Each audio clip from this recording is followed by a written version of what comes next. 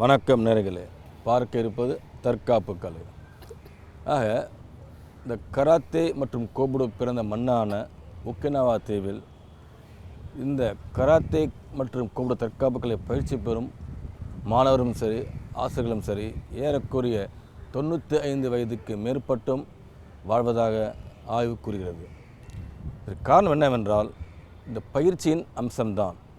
ஒவ்வொரு பயிற்சியின் அசைவுகளும் உங்களுடைய உடல் உள்ளுறுப்புகளை பலப்படுத்தவும் சில சுரப்புகளை சுரக்க செய்து உங்களுடைய ஆளுமைத்திறனையும் எதையும் சீர்தூக்கி பார்க்கக்கூடிய தன்மையை கொடுக்கக்கூடிய வலிமையையும் அளிப்பதாகவும் ஆய்வுகள் கூறுகிறது. ஆக இது போன்ற பயிற்சிகள் தேவை என்றால் இதை சரியாக பயிற்சி பெற்ற பள்ளியில் நீங்கள் பயிற்சி பெறுவதுதான் சரியாக அமையும். அதே சமயம் ஜப்பானிலும் ஜப்பானிய மாஸ்டர் முறையாக பயிற்சி பெற்றவரா ஜப்பானிய அரசாங்கத்தால் அங்கீகாரம் பெற்றார் என்று ஆராய்ந்து நீங்கள் பார்த்து சேர வேண்டும். அப்பொழுதுதான் அந்த உண்மையான பாடங்கள் அடையும். அதன் மூலம் நீங்கள் வலிமை பெற முடியும். இப்போ பார்க்க இருப்பது மின்பக்க கழுத்து பிடிக்கான ஒரு உத்தி தான். அந்த உத்தி எளிமைதான், யாரும் செய்ய முடியும். உத்தியை பாருங்கள். இளைஞர்களே, இப்போ நம்ம பார்த்து கொண்டிருப்பது மின்பக்க கழுத்து பிடிக்கான ஒரு உத்திகள் தான். காரணம், இன்றைய சூழலில் பெண்களுக்கு எதிரான ஏற்படும் வன்கொடுமைகளில் இந்த கழுத்தை நெருக்குவது அதிகமாகிக் கொண்டே போகிறது. அதற்கு தீர்வு தான் இந்த உத்திகள். உத்திகள் பல உண்டு. இவற்றில் ஏதாவது ஒன்றை நீங்கள் பயன்படுத்தி தப்பித்துக் கொள்ள முடியும், நீங்கள் பயிற்சி பெற்றிருக்கும் பட்சத்தில். சரி, நாம் பார்ப்போம். காரணம் உங்களுடைய ஞாபகம் மூட்டது. அடுத்து நாம் பார்க்க இருப்பது ஒரு புதிய உத்தி தான்.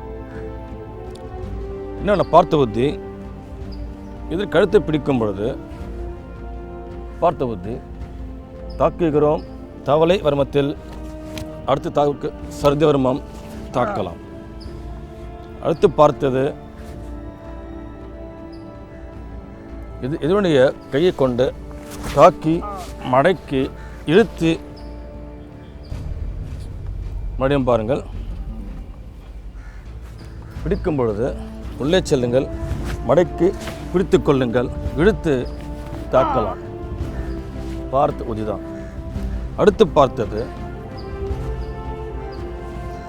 மறுகையால் தாக்கி பிடித்து உள்ளே சென்ற தூக்கெறியும் உத்தி பார்த்தோம். அடுத்து பார்த்தது பிடிக்கும் பொழுது ஏதாவது ஒரு இலை கொண்டு நாம் பிடித்து மடக்குவது தான், எதிரி முடக்கப்படுவான். அடுத்து பார்த்தது நுக்கத்தை கண்ணில் குத்துவது அல்லது வாயை கிழிப்பது, கைகோக்கின் என்று பல பார்த்தோம். இவை அனைத்தும் எளிய புத்திகள் தான்.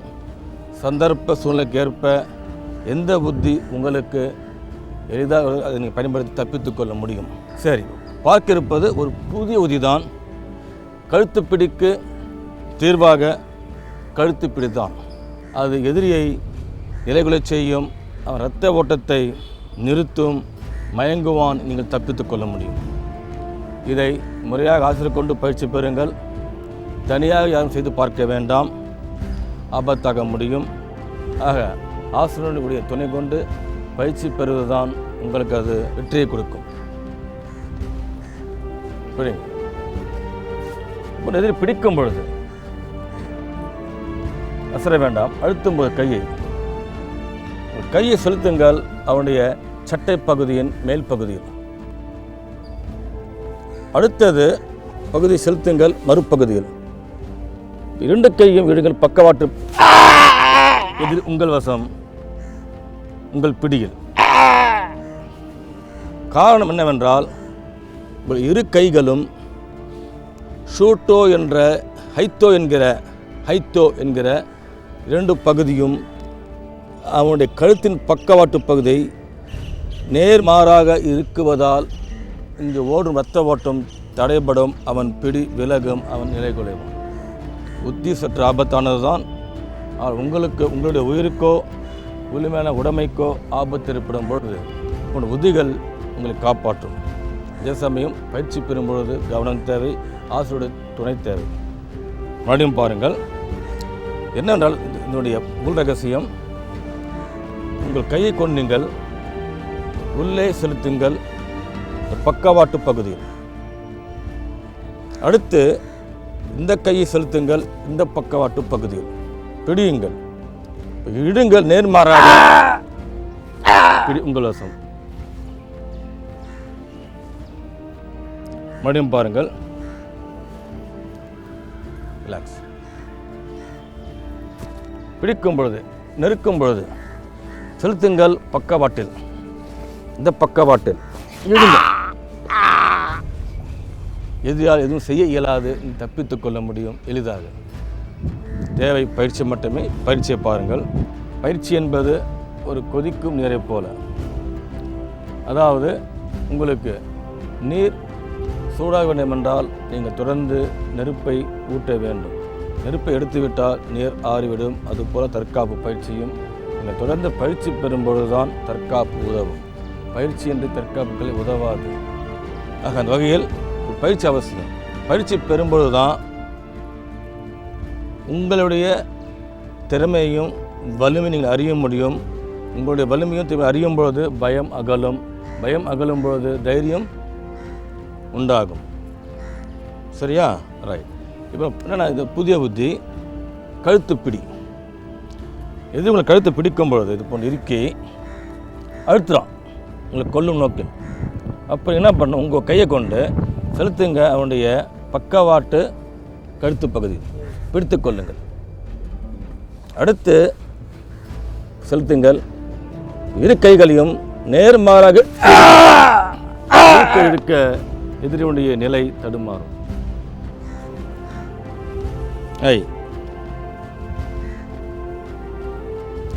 பயிற்சி பெறும்பொழுது பதற்றம் கூடாது. ஆர்வக்கோளாறு காரணமாக உழைக்கக்கூடாது. மொல்லமாக பயிற்சி பெறுங்க, புத்தியை உள்வாங்குங்க. சரியா? முறையாக பயிற்சி பெற்ற பிறகு நீங்கள் செய்து பார்க்கலாம். நீங்களும் பயிற்சி பெறும்பொழுது அழுத்தம் அதிகமாகும் பொழுது தாங்க முடியாத பட்சத்தில் தட்டலாம். அது அவங்களுக்கு ஒரு குறிப்பு கொடுக்கும். அங்கே விட கைவிட முடியும். கழுத்து பிடிங்க. சரியா? உங்களுடைய வலது கை எடுத்து செலுத்துங்க வலது பக்கம். அடுத்து செலுத்துங்க இடது கையை. இப்போ நேர்மாறாக இழுங்க, இழுங்க. நேர்களே, புத்தி எளிமைதான், மிகவும் ஆபத்தானது. இதை யார் வீட்டில் செய்து பார்க்க வேண்டாம். இது போல் புத்தி உள்ளது என்று உங்களுடைய ஒரு விழிப்புணர்வு ஏற்படுத்ததான். ஆக ஆசிரியர் துணை கொண்டு பயிற்சி பெறுங்கள்.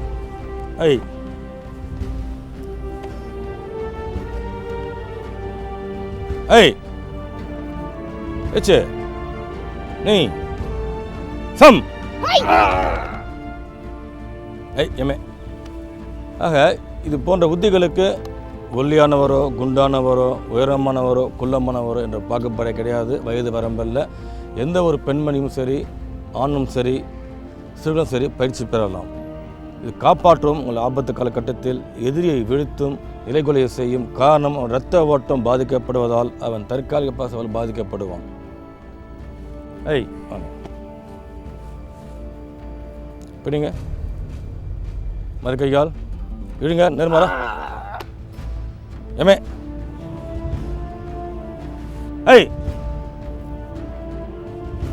மறுக்கை சொல்லுங்க. இல்லை பக்கவாட்டு பகுதி. இந்த மாதிரி பக்கவாட்டு பகுதி இப்படி பிடிங்க.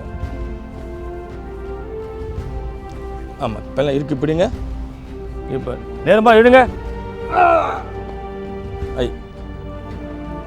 பார்த்தீர்கள், குறுகிய நேரத்தில் புத்தியை அறிந்து பயிற்சி பெற்று செய்த காட்சிகளை. இது வலிமையான புத்தி தான் எதிரியை வீழ்த்தக்கூடியது. நீங்கள் முறையாக பயிற்சி பெறும் பட்சத்தில் உங்களுடைய பாதுகாப்பு நிச்சயிக்கப்படும். கராத்தே கலையில் இந்த கையின் பக்கவாட்டு பகுதி தான் ஹைத்தோ என்று கூறுகிறோம். 2 ஹைத்தோ தான் நாம் வைத்து அழுத்தி இழுக்கும் பொழுது எதிரினுடைய பக்கவாட்டு பகுதியில் உள்ள நரம்புகள் பாதிக்கப்பட்டு இரத்த ஓட்டம் தடைபடுகிறது. அதாவது அழுத்துவதால் பக்கவாட்டு நரம்புகள் அழுத்தப்பட்டு இரத்த ஓட்டம் நிறுத்தப்படுகிறது. அதை பிடிமானமாக பிடிக்கிறோம், இங்கொரு பிடிமானம் இருக்குகிறோம். ஆக முறையான பயிற்சி தேவை ஆசிரியர் துணை கொண்டு. நீங்களே புத்தியை பார்த்தீர்கள், உங்களுக்கு புரிந்திருக்கும் அதனுடைய எளிமையும் வலிமையும். அதே சமயம் இன்றைய சூழலில் எங்கு பார்த்தாலும் பெண்களுக்கு எதிரான வன்கொடுமைகள் நாளுக்கு நாள் அதிகரித்த வண்ணமே உள்ளது.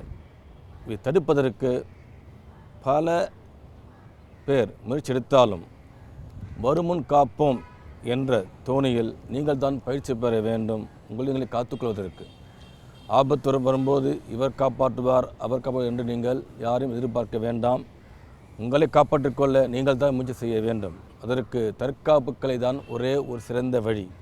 அவங்க தேவை நல்ல பள்ளிகளில் சிறந்த பயிற்சி மட்டுமே.